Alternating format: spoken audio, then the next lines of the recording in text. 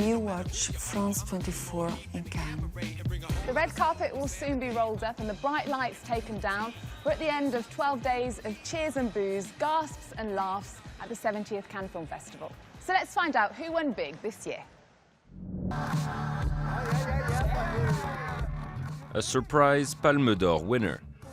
The Cannes Film Festival's top award went to Swedish writer-director RUBEN OSTLUND for The Square, a satire about the art world in Sweden, where certain behavioral codes and political correctness are suddenly upended. The topics and the situations I use is very close to stand-up comedy, you know, a situation that you easily can relate to, and is a dilemma. And a dilemma is something that you have more than two options how to react, but none of them are easy. And they always lift up moral questions. Bonjour tout le monde, nous sommes Acteurs Paris et nous sommes venus vous donner un cours de prévention sur le sida parce que l'État français est incapable de nous informer. The runner-up Grand Prix award went to the hotly tipped French drama 120 Beats Per Minute by Robin Campillo. The film follows AIDS activist group ACT UP in 1990s Paris. It was important for me to make a film on this theme. I didn't know which angle to take, because it remains a work of fiction, even though a lot of it really happened. I took all these elements and I shuffled them like a deck of cards to tell a story that's purely a work of cinema. Diane Kruger won the Gong for Best Actress for her role in Fatih Akin's In the Fade, her first in her native German. For me, it all started in Cannes. I received my first award here in 2003 for my idol at the time. All the movies that marked my career were first screened here in Cannes. So I'm really proud to be here tonight. Three-time Oscar nominee Joaquin Phoenix won Best Actor for his role as a hitman in You Were Never Really Here. Best Director award went to Sofia Coppola for The Beguiled. It's only the second time in the festival's 70-year history the award has gone to a woman.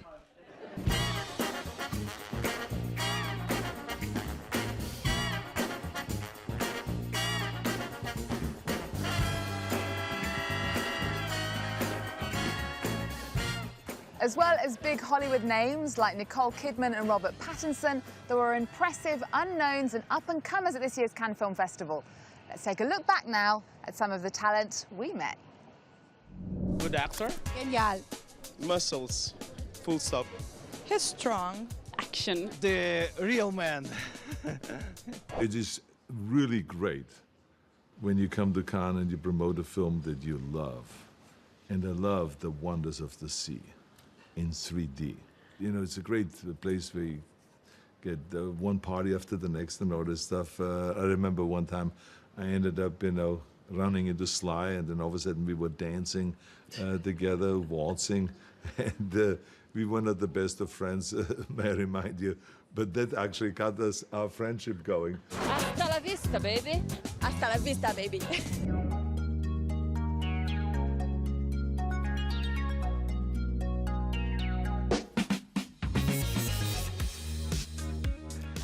Be fearless.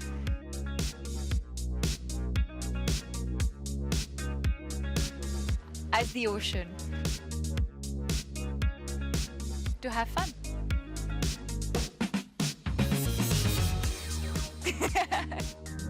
Timeless. Beautiful. Sexy. Very confident. She's the best supermodel. Fashion and cinema go hand in hand. They do.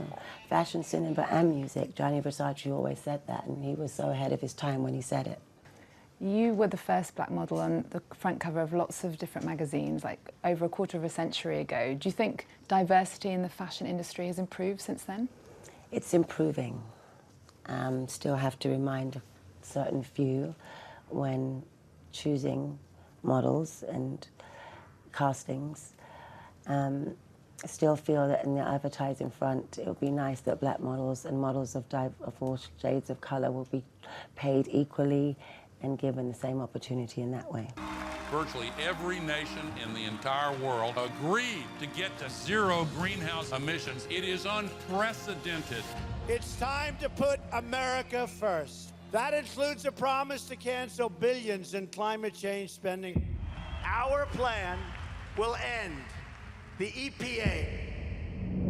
How do you move forward with someone like Donald Trump in power? Do you think there's a chance he might change his mind about climate change? I think there is an excellent chance that he will decide to keep the United States in the Paris Agreement. I'm hopeful. I have criticized his policies and many of his appointments, but I would add this: no one person can stand in the way of solving the climate crisis. Would you care to explain yourself, Brandt?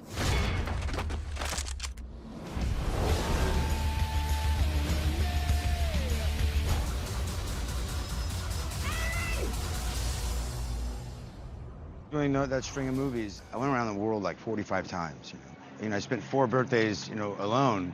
I miss my family, I miss my friends, and it kind of catches up to you after a while. Because when you do something, no matter how amazing it is, it's like, you don't get to share it with somebody.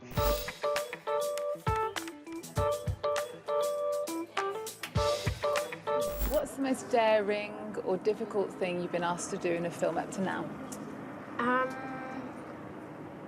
I mean, having a porn double was very difficult because it's very technical. I think anything that requires that sort of mathematical element is very difficult for me because I work a lot with, I like to be quite free in the way that I work, so anything that's too, mathematical.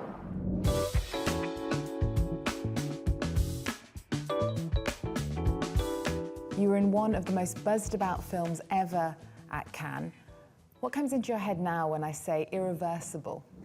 A moment of scandal, some way, because Irreversible was, in a way, a film that was well accepted and at the same time was refused.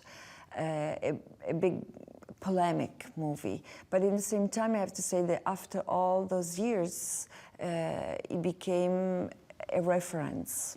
And Gaspar Noé, the director, I have so much respect for him because he is so free in his way to represent cinema.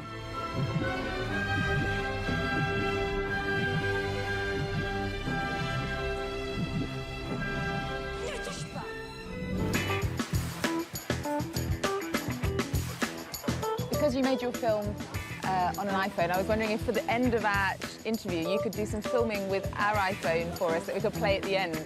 It'll be okay. Now I get to show you guys.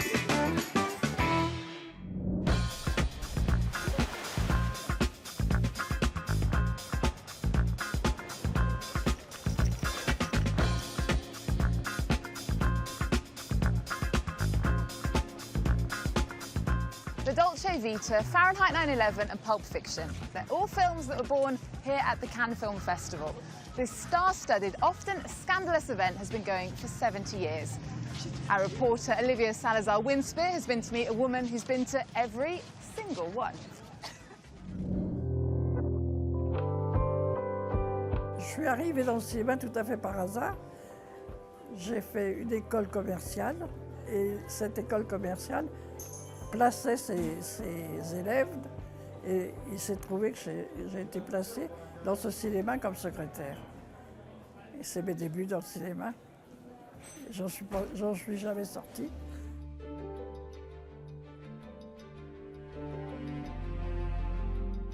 En 1947, j'ai donc été au festival et en 1948, j'ai eu une fille qui s'appelle Martine. Et puis en 1949, je suis venue. Et en 1950, j'ai eu une fille qui s'appelle Françoise. Donc, je dis, j'ai raté 2 festivals. Mais j'étais au comité de sélection et on avait décidé de faire le festival tous les 2 ans seulement. Et en 1948 et en 1950, il n'y en a pas eu. Donc j'ai fait tous les festivals. C'était important pour moi parce qu'il n'y avait pas que le festival, il y avait déjà aussi la quinzaine. Et là, on y trouvait les films qui pouvaient convenir à nos salles d'arrêt d'essai.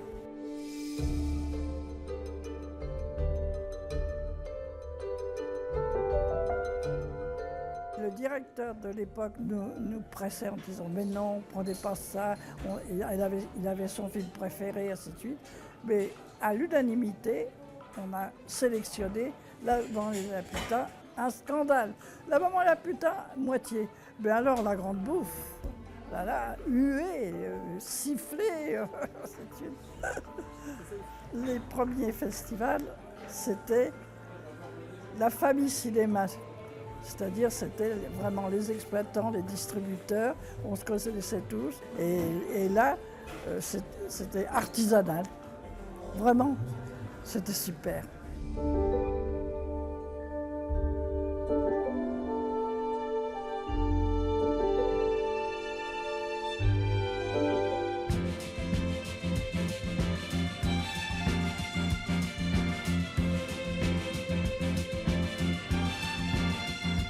That's a wrap from the 70th Cannes Film Festival. You can re-watch all of our shows with the likes of Naomi Campbell, Al Gore and Arnold Schwarzenegger on our website at france24.com on our Encore page.